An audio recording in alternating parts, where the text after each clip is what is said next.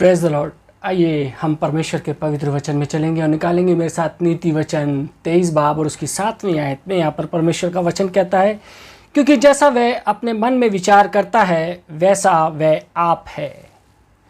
जितना अधिक मैं परमेश्वर की सेवा करता हूँ और उसके वचनों का अध्ययन करता हूँ, उतना ही अधिक मैं विचारों और शब्दों के महत्व को पहचानता जाता हूँ।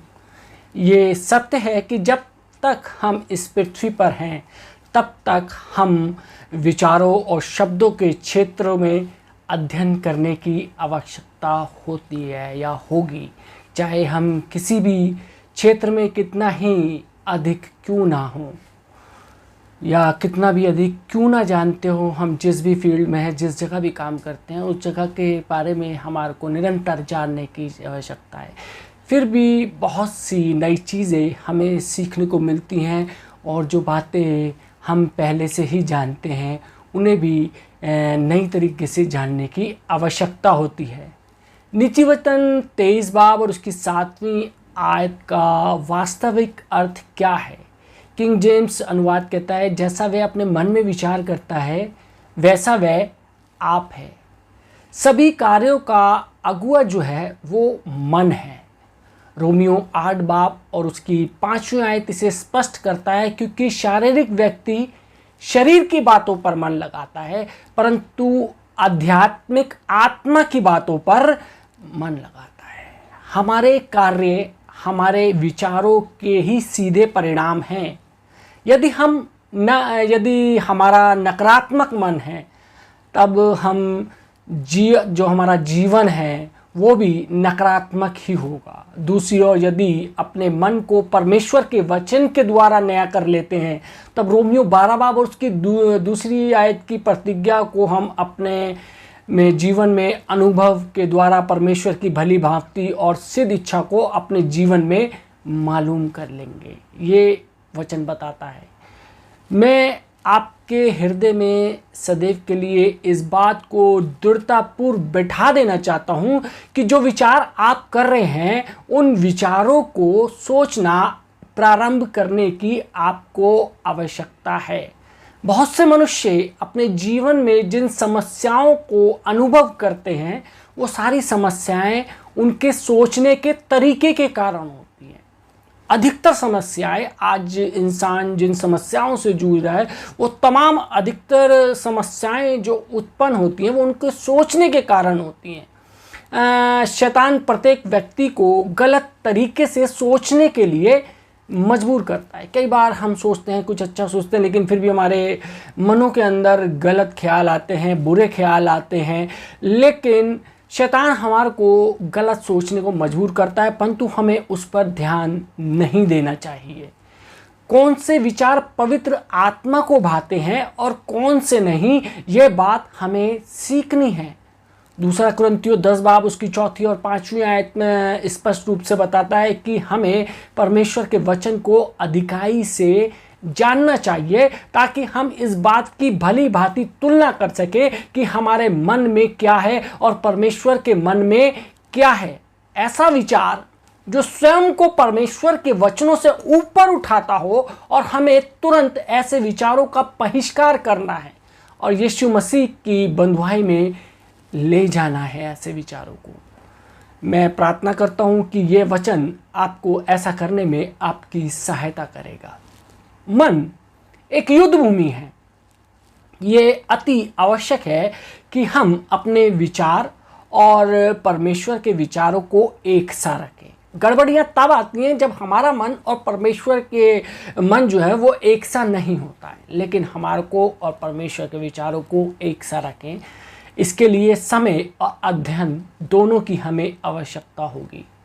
निराश होकर इसे छोड़ ना दें, क्योंकि अंश अंश करके आप बदलते जा रहे हैं। जितना अधिक आप भले के लिए अपने मन को बदलते हैं उतना ही अधिक आपका जीवन भले के लिए बदलता जाएगा। जब आप अपने विचारों में अपने लिए परमेश्वर की भली योजनाओं को देखते हैं, आप फिर से उसमें चलना भी आरंभ कर देंगे। इफिसियों 6 बाब और उसकी 12वीं आयत कहती है, क्योंकि हमारा ये मल्ल युद्ध लहू और मांस से नहीं परंतु प्रधानों से और इस संसार के अंधकार के हाकिमों से और उस दुष्टता की आत्मिक सेनाओं से है जो आकाश में है। हम देखते हैं कि हम एक युद्ध में हैं। इस पद के अध्ययन से हमें यह पता चलता है कि हमारा यह युद्ध दूसरे मनुष्य से नहीं है, बल्कि शैतान और उसकी शक्तियों से है। हमारा वे शत्रु शैतान हमें अपने षड्यंत्र और धोखे से हराने का प्रयास करता है। शैतान झूठा है। यीशु मसीह उसके विषय में कहता है कि वह झूठा है, वह झूठ का पिता है। यूहन्ना 8 बाब और उसकी 44वीं आयत में हम देख सकते हैं। वह आपसे और मुझसे झूठ बोलता है। वह हमसे हमारे विषय में, दूसरे लोगों के विषय में और हमारी परिस्थितियों के विषय में बताता है जिनमें सच्चाई नहीं है।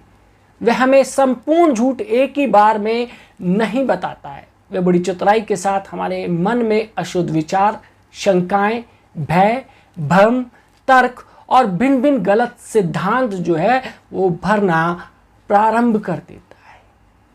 वो सावधानी पूर्व और धीमी गति से कार्य करता है, क्योंकि इस प्रकार जिसे बोलते हैं कि सुनियोजित योजनाओं में समय लगता है। यानी कि इस प्रकार का कार्य करने के लिए जो होता है ना, किसी के मन में कार्य करने के लिए समय लगता है। याद रखें, उसके पास उसके युद्ध की एक नीति है, एक रणनीति है। उसने एक लंबे समय से हमारा अध्ययन कर रखा है। वो जानता है कि हमें क्या अच्छा लगता है और क्या नहीं लगता।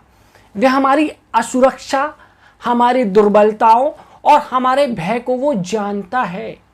वो जानता है कि हम किस चीज़ से अत्यधिक विचलित हो जाते हैं। शैतान का शक्तिशाली गुण है धैर्य। शैतान के अंदर एक गुण है जो बहुत ही शक्तिशाली है, और वो है धैर्य। बड़ी धैर्य से आपकी प्रतीक्षा करता है। वो मौका देखता है, मौके की तलाश में रहता है कि किस प्रकार से मैंने इस व्यक्ति के ऊपर आक्रमण करना है। और ये एक युद्ध का नियम होता है कि युद्ध के अंदर धैर्य और आक्रमण निर्धारित करता है कि हम किस ओर जा रहे हैं। यदि हम देखें 2 कोरिन्थियों 10 बाब और उसकी 4 और 5वीं आयत में यहाँ पर लिखा है, क्योंकि हमारी लड़ाई के हथियार शारीरिक नहीं पर गढ़ों को ढा देने के लिए परमेश्वर के द्वारा सामर्थी हैं। इसलिए हम कल्पनाओं का और हर एक ऊंची बात का जो परमेश्वर की पहचान के विरोध में उठती है खंडन करते हैं और हर एक भावना को कैद करके मसीह का आज्ञाकारी बना देते हैं। शैतान हमारे मनों में अपनी कपट नीति और धोखे के द्वारा गढ़ों को बनाने का प्रयत्न करता है, प्रयास करता है। ये गढ़ एक ऐसा क्षेत्र है जिसमें हम गलत विचारों द्वारा कैद हो जाते हैं। इस खंड में प्रेरित पौलुस हमें बताता है कि शैतान के इन गढ़ों पर विजय प्राप्त करने के लिए हमारे पास हथियार हैं। हम इन हथियारों के विषय में बाद में और भी सीखेंगे, परंतु अभी इस बात पर ध्यान दें कि एक बार फिर हम आत्मिक युद्ध में व्यस्त हैं। पद 5 हमें स्पष्ट रूप से यह बताता है कि यह युद्ध भूमि जहां यह युद्ध हो रहा है कहां है। इस पद का एक दूसरा अनुवाद कहता है कि तर्क का खंडन करने में हमें इन हथियारों का उपयोग करना है। शैतान हमसे तर्क करता है, अपने सिद्धांत और विचार हमारे सामने प्रस्तुत करता है। ये सारी प्रतिक्रियाएं मन में चलती है। मन एक युद्ध भूमि है। यूहन्ना 8 बाब उसकी 31 और 32 आयत में लिखा है कि यदि तुम मेरे वचन में बने रहोगे तो सचमुच मेरे चेले ठहरोगे, तुम सत्य को जानोगे और सत्य तुम्हें स्वतंत्र करेगा। यहां यीशु मसीह हमें बताते हैं कि किस प्रकार हम शैतान के झूठ पर विजय प्राप्त कर सकते हैं। हमारे भीतर जो परमेश्वर की सच्चाई है उसके विषय में हम जाने, अपने मन को उसके वचन के द्वारा नया करें। फिर 2 कोरिन्थियों 10 बाब उसकी 4 और 5वीं आयत में वर्णित हथियारों का प्रयोग करते हुए उन गढ़ों को और उन सभी चीजों को जो स्वयं को परमेश्वर से ऊंचा स्थान देती है ढा देना है। ये सारे हथियार परमेश्वर का वचन है जो हमें शिक्षा, उपदेश और वचन के अध्ययन द्वारा मिल जाते हैं। परंतु हमें इन वचनों में पढ़ते रहना है जब तक कि पवित्र आत्मा की प्रेरणा द्वारा हम इस बात में को समझ ना जाए। मैं फिर इस बात को दोहराता हूं कि हमें वचन के हथियारों का प्रयोग करते रहना चाहिए।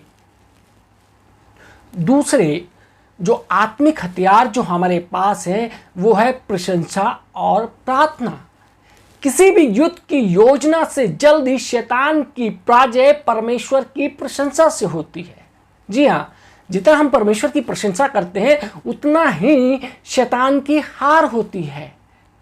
परंतु यह प्रशंसा हृदय की गहराइयों से निकलनी चाहिए, न केवल होंठों से। प्रशंसा और प्रार्थना दोनों में ही वचन सम्मिलित होता है। उसकी भलाई और उसके वचन के द्वारा हम परमेश्वर की प्रशंसा करते हैं। प्रार्थना परमेश्वर के मस्तिष्क से संबंध स्थापित करना है। इससे हम परमेश्वर के पास आते हैं और अपनी समस्याओं के समाधान के लिए परमेश्वर से सहायता मांगते हैं। यदि हम एक कार्य साधक प्रार्थना का जीवन चाहते हैं तो हमें पिता के साथ एक अच्छा संबंध विकसित करना होगा।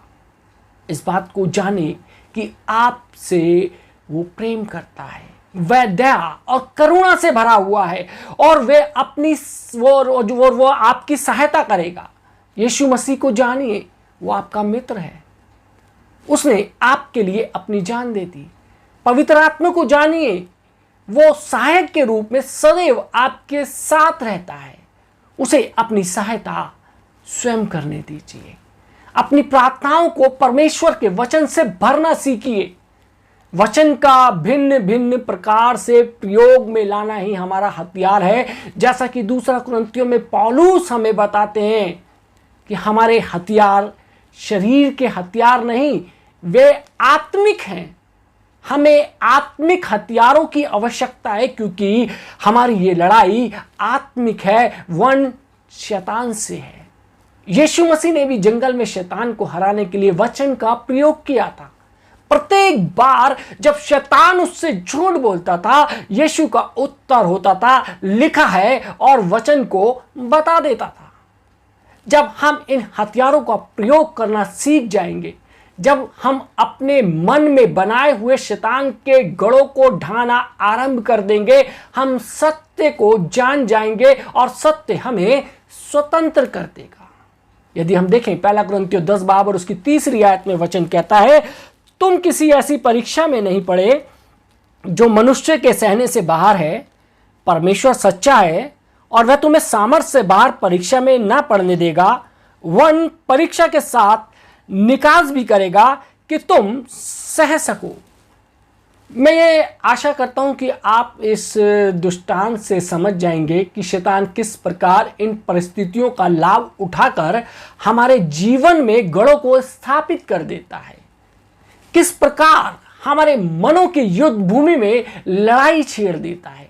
परंतु परमेश्वर का धन्यवाद हो कि इन गढ़ों को ढा देने के लिए हमारे पास आत्मिक हथियार हैं।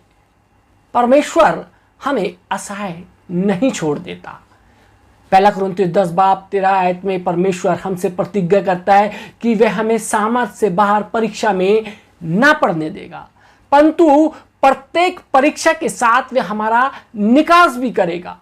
शैतान का हमला आपके जीवन में भी हो सकता है। ऐसे गढ़ों को जिन्हें तोड़ना आवश्यक है। मुझे आपको उत्साहित करते हुए यह कहना है कि परमेश्वर आपकी ओर है। आपके मन की युद्ध भूमि में एक लड़ाई चल रही है, परंतु सुसमाचार यह है कि परमेश्वर इस लड़ाई में आपकी ओर है। परमेश्वर शास्त्र में हमें बताता है, पवित्र शास्त्र हमें बताता है कि यह कितना आवश्यक है कि हम उचित रीति से विचार करें। विचारों में शक्ति होती है और नीति वचन का लिखने वाला बताता है कि विचारों में कार्य क्षमता होती है। यदि हमारे विचार ये निर्धारित करते हैं कि हम कैसे हैं, तब हमारी प्राथमिकताएं होनी चाहिए कि हम सही विचार रखें। यह अति आवश्यक है कि हमारे विचार परमेश्वर के विचार के अनुकूल होने चाहिए। आप सकारात्मक जीवन और नकारात्मक मन रख सकते हैं। रोमियो 8 बाब और 5वीं आयत में लिखा है, क्योंकि शारीरिक व्यक्ति शरीर की बातों पर मन लगाता है, परंतु आध्यात्मिक आत्मा की बातों पर मन लगाता है। रोमियो का 8वां अध्याय हमें सिखाता है कि यदि हम शरीर की बातों पर मन लगाते हैं तब हम आत्मा द्वारा चलाए जाते हैं। इसको दूसरी तरीके से यदि देखें, यदि हम नकारात्मक और अनुचित और गलत शरीर के विचार रखेंगे तब हम आत्मा द्वारा नहीं चलाए जा सकते। ऐसा प्रतीत होता है कि एक विजयी मसीह जीवन जीने के लिए परमेश्वर के विचारों को रखना अति आवश्यक है। कभी कभी ऐसा समय आता है कि जब हम लोग उन आवश्यक बातों पर ध्यान देने में आलस कर जाते हैं जिन पर ध्यान देने की अत्यधिक आवश्यकता होती है। परंतु जब हम ये जान जाते हैं कि यदि इस मुद्दे को यूं ही छोड़ दें तो उसके भयानक परिणाम होंगे, तब हम उसके विषय में क्रियाशील हो जाते हैं। इसी प्रकार आप भी मन को नया कर लें। यदि आप वर्षों से गलत ढंग से विचार कर रहे हो तब आपका जीवन अव्यवस्थित जीवन बनकर रह जाएगा। आपको इस बात को समझना अति आवश्यक है कि आपका जीवन तब तक व्यवस्थित जीवन नहीं बन सकता जब तक आपका मन जिसे बोलते हैं कि व्यवस्थित नहीं हो जाए। शैतान ने जो आपके मनों में गढ़ बना लिए हैं उनको तोड़ने के लिए आपको सचेत और गंभीर होना होगा। वचन, प्रशंसा और प्रार्थना के हथियारों का प्रयोग करें। यदि हम देखें जकरिया नबी की पुस्तक 4 बाब उसकी 6ठी आयत में लिखा है कि ना तो बल से और ना शक्ति से परंतु मेरे आत्मा के द्वारा। प्रार्थना यानी कि मांगना आपके पास एक हथियार है। केवल संकल्प के द्वारा आप किसी दशा का समाधान नहीं कर सकते। सोचते हैं कि मैं वहाँ जाऊँगा, संकल्प करते हैं कि मेरे को वहाँ जाना है, लेकिन जब तक आप जाते नहीं हैं वो संकल्प पूरा नहीं होता।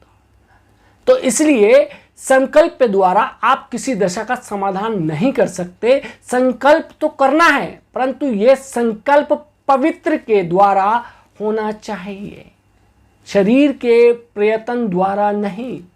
पवित्र आत्मा आपका सहायक है, आपकी उसकी सहायता लीजिए, पवित्र आत्मा की सहायता लीजिए, उस पर विश्वास कीजिए। आप केवल अपने ही द्वारा हल नहीं निकाल सकते।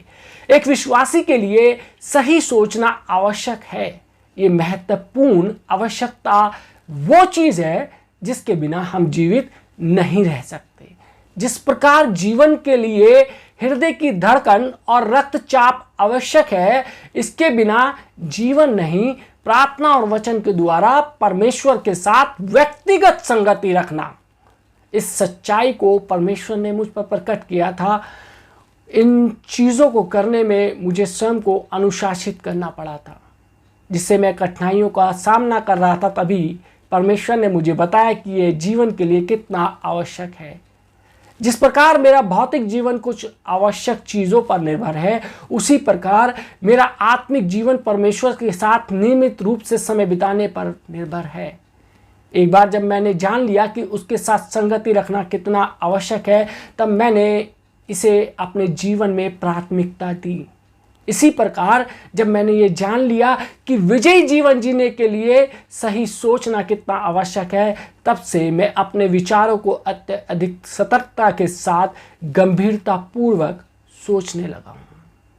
यदि हम देखें मत्ती 12 बाब उसकी 33वीं आयत में लिखा है, यदि पेड़ को अच्छा कहो तो उसके फलों को भी अच्छा कहो, या पेड़ को निकम्मा कहो तो उसके फलों को भी निकम्मा कहो, क्योंकि पेड़ अपने फलों से ही पहचाना जाता है। बाइबल कहती है कि पेड़ अपने फलों से ही जाना जाता है।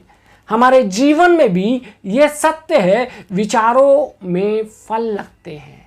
जी हाँ, हमारे जीवन के विचारों में भी फल लगते हैं। बुरे विचार बुरे फल जीवन में लाते हैं, अच्छे विचार अच्छे फल हमारे जीवनों में लाते हैं। वास्तव में आप किसी व्यक्ति का व्यवहार देखकर ही ये जान लेते हैं कि उसके जीवन में किस प्रकार के विचारों का अधिकार है। एक नम्र दयावान व्यक्ति के विचार निम्न स्तर के और दोष लगाने वाले नहीं होते, उसी प्रकार एक दुष्ट व्यक्ति के विचार अच्छे और प्रिय नहीं होते। नीति वचन 23 बार उसकी 7वीं आयत याद रखिए और अपने जीवनों में इनको उतार लीजिए कि जैसा वह आप अपने मन में विचार करता है वैसा ही वो आप है।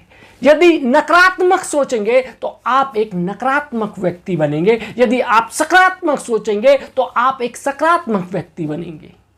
ये आपको करना है, अपने विचारों को प्रभु के अधीन लाना है, परमेश्वर के अधिकार में लाना है, ताकि जो हमारे विचार हैं, जो हमारे मन में विचार आते हैं, जैसे विचार आएंगे हम वैसे ही बनेंगे। यदि अच्छे विचार आएंगे मन में तो हम अच्छे बनेंगे, यदि बुरे विचार आएंगे हमारे मनों में तो बुरे विचार आएंगे। यदि हम अपने कभी हम सोचते हैं कि हम बीमार हो जाएंगे या हमारे जीवन में फाइनेंशियल क्राइसिस आ जाएगा, तो हमारे जीवन में वही चीज़ें होती हैं।